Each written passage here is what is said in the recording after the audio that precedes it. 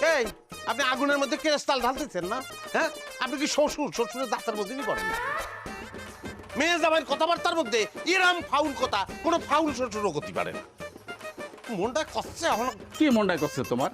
কি করতেছ তুমি? খোলসা করে কও। এই চুপ করো তো তোমরা। কি শুরু করিছো কি? আব্বার সাথে কিসের জন্য তর্ক করতেছো? আমার সাথে কথা কও।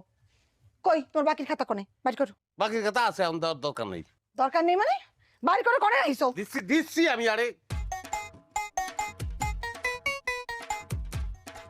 এই বাকির কথা হয়েছে, দাও। দেখি আগে। ও বহরমপুরে বিলকিস 500, হুম। আমিনার মা 300। হুম। আমাকে মদাপুরের অবস্থা দেখি। মোটামুটি অবস্থা ভালো দিয়ে দাও ভাই। ওরে আল্লাহ, লাইলি 230। লাইলি টাকা দিয়ে দিচ্ছে।